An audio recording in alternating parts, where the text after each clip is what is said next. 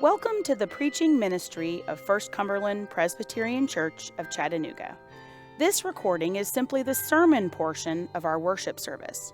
To experience our full worship service, we encourage you and invite you to join us Sunday morning at 11 in our beautiful sanctuary located at 1505 North Moore Road.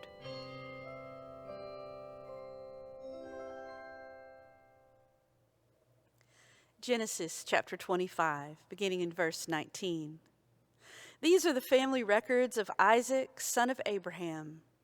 Abraham fathered Isaac, and Isaac was 40 years old when he took as his wife Rebekah, daughter of Bethuel the Aramean from Paddan Aram, and sister of Laban the Aramean. Isaac prayed to the Lord on behalf of his wife because she was childless. The Lord heard his prayer, and his wife Rebekah conceived. But the children inside her struggled with each other. And she said, "Why is this happening to me?" So she went to inquire of the Lord. And the Lord said to her, "Two nations are in your womb. Two people will come from you and be separated. One people will be stronger than the other, and the older will serve the younger."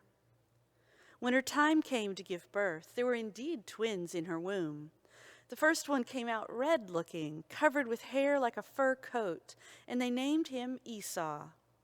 After this, his brother came out grasping Esau's heel with his hand, so he was named Jacob. Isaac was 60 years old when they were born. When the boys grew up, Esau became an expert hunter, an outdoorsman, but Jacob was a quiet man who stayed at home. Isaac loved Esau because he had a taste for wild game, but Rebekah loved Jacob. Once when Jacob was cooking a stew, Esau came in from the field exhausted. He said to Jacob, "Let me have a swallow of that red stuff there, because I'm weary and worn out, hungry and thirsty, faint and famished, downright exhausted." That is why he is also named Edom, which means red. Jacob replied, "First, sell me your birthright."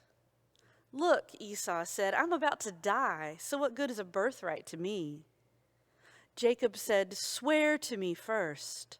So he swore to Jacob and sold his birthright to him. Then Jacob gave bread and lentil stew to Esau.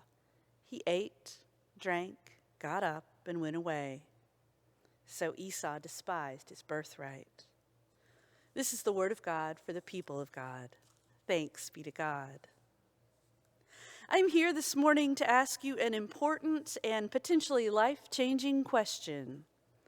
What would you do for a Klondike bar? Do you remember those commercials? They started way back in 1983 as a way to drum up business for the Klondike Company's chocolate-covered ice cream bar, which they'd been selling already since the 20s. Convincing people to eat more ice cream covered with chocolate doesn't seem like too hard of a task, but Klondike certainly put their all into the campaign. The commercials posed the general question, what would you do for a Klondike bar, to an actor or maybe somebody passing on the street, and then made a very specific request of that person. Would you cluck like a chicken for a Klondike bar? Dive into an ice machine? Act like a dog? Stand still while someone throws knives in your direction? Put your dirty dishes into the dishwasher instead of leaving them on the counter right above the dishwasher? The underlying message, I suppose, is that the joys of a Klondike bar, of chocolate-covered ice cream, are worth enduring a little danger or discomfort or inconvenience, or making a fool of yourself on national TV. That's all well and good for ice cream, but what about lentils? What, if anything, would you do for a mouthful of lentil stew? I am no stranger to the allure of lentils. They come in black, green, and red. You can fry them, bake them, boil them, puree them. You can eat them with rice or in soup or stuffed in flatbread or as part of a salad. They could be your side dish or your main course. My daughter Zoe and I just got back from a trip to Pittsburgh where, over the course of 5 days, we ate Indian food 3 times and Middle Eastern food twice. Those are very lentil-heavy cuisines. In fact, it's hard to avoid lentils at tables like those. What would you give for a mouthful of lentil stew, or literally in the Hebrew, a swallow of that red stuff? Is it worth surrendering all the benefits and privileges of your birth? Is it worth giving up a future of blessing? Is it worth changing the course of your entire life and the lives of your descendants? I don't know. I suppose it depends on how hungry you are. I didn't get all dressed up and come here to talk about lentils. And I suspect you didn't take the time and make the effort to be here to hear about lentils either. Fortunately for both of us, there's more to this story here than a few mouthfuls of that red stuff. Looming large over each scene in these verses, bubbling up just under the surface of every action and reaction, carefully woven into every encounter between family members, there is a promise, God's promise. Not that long ago, God promised that Isaac's father Abraham would become the father of many nations, including the nation that God had chosen as his own special people. Isaac is well aware of that promise and well aware of the fact that as the only son of that promise, the future of that family is on his shoulders. That's a powerful promise, but there's a problem. Like Abraham and Sarah, Isaac and Rebekah are barren. They can't have children. For 20 years they try, and for 20 years they fail. How can this be happening to God's chosen people? Having kids is the most important thing that the only son of God's promise and the bride his father handpicked for him can do. And they can't do it. That particular problem leads to a rather particular sort of prayer. Isaac lifts his wife Rebekah in prayer because not being able to have a child was always assumed to be a female problem back in the day. And God blesses her by opening her womb, which is just a fancy way of saying that she's pregnant. Maybe blesses is not quite the right word because this particular pregnancy is mighty hard on Rebekah. The Hebrew word used to describe the struggle between her unborn sons is the same word used in other places to describe bashing someone's head in. These two are so eager to fight, or maybe so destined to do so, that they can't even wait until they're born to get started. This time it's Rebekah who does the praying, and God's response to Rebekah's prayer is a prophecy that turns everything on its head. A prophecy that at once affirms God's promise and subverts the assumed natural or proper order of things. The future of this family and the fulfillment of that promise rest in God's hands, not Isaac's or Rebekah's. Depends on God's will, not the conventional ways of getting things done. Furthers God's goals, not mom's or dad's. There's a promise that's been made. There's a problem that they've acknowledged, a prayer or 20 years of prayers offered, a long-awaited pregnancy, a prophetic response to more prayer, and God is present in it all and through it all. So obviously they lived happily ever after, right? Wrong. Life was not easy for this chosen family of promise. In fact, it was hard in some unsurprising and all too familiar ways. Sibling rivalry has been a fact of life since the first two siblings, Cain and Abel, and it's alive and well and seemingly divinely destined here with Isaac and Rebekah's twins, Jacob and Esau. And however bad it was probably exacerbated by the fact that each parent had their own favorite child. Did Rebekah tell her beloved little Jacob the story of God's prophecy each night as she tucked him in? And did little Esau overhear too?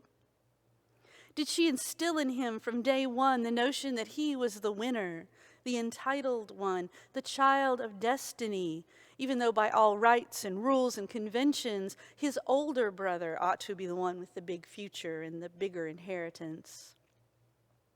Was she always watching for signs that this particular prophecy was being fulfilled?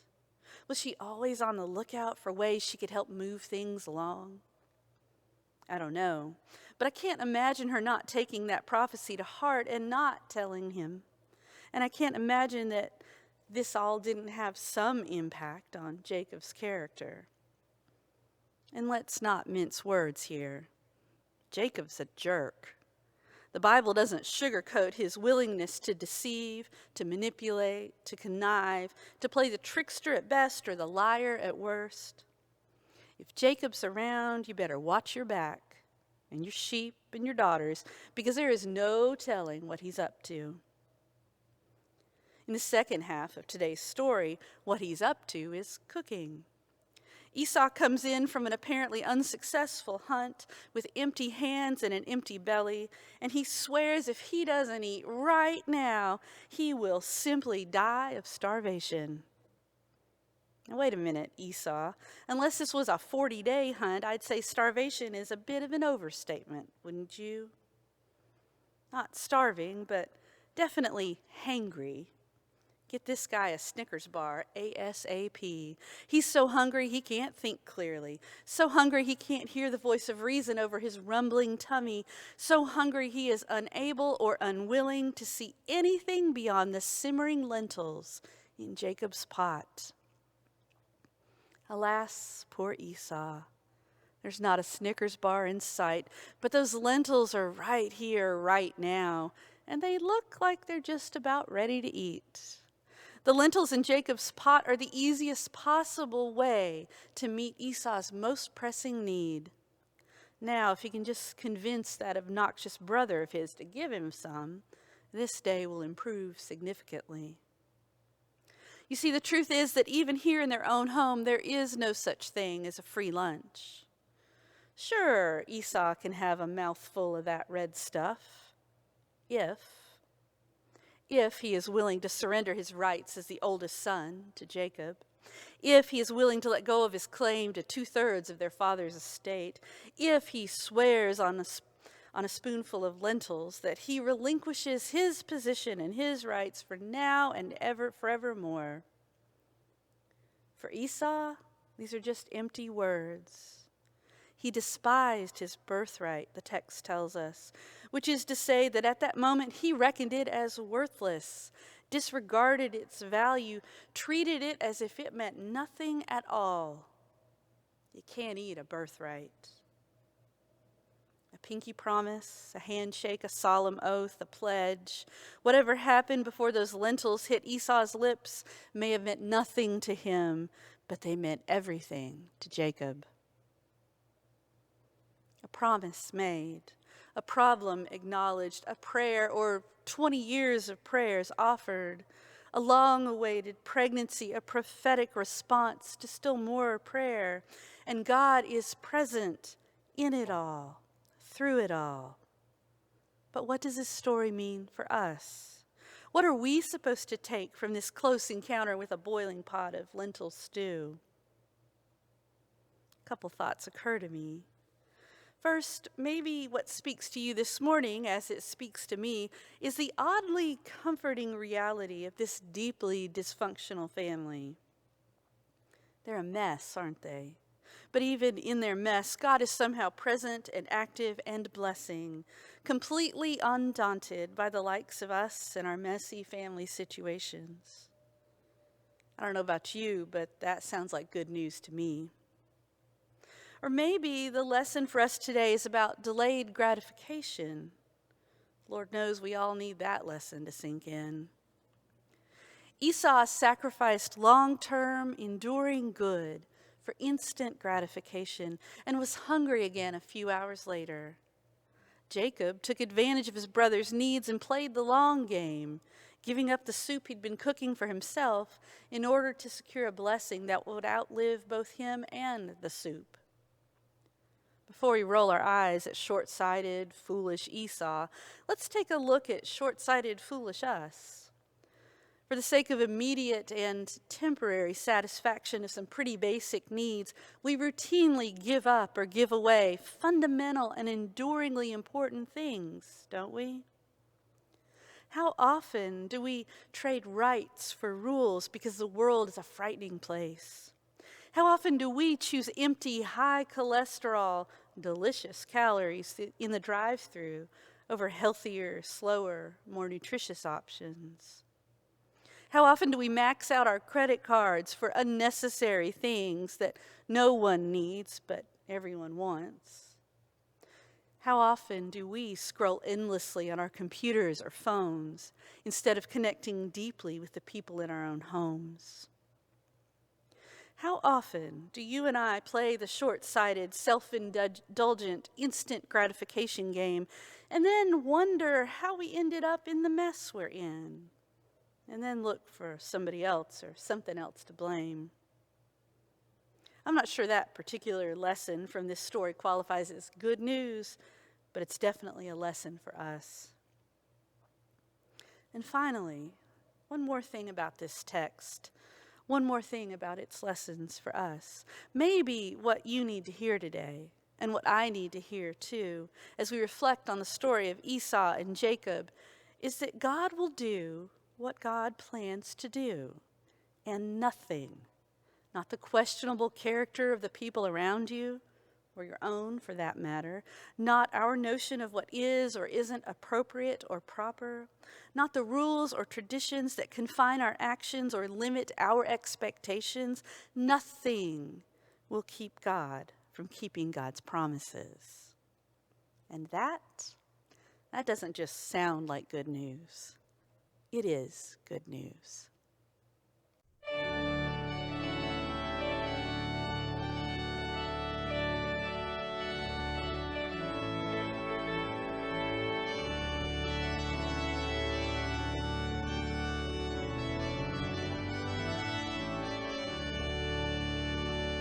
Thank you for joining us for this message from the preaching ministry of First Cumberland Presbyterian Church.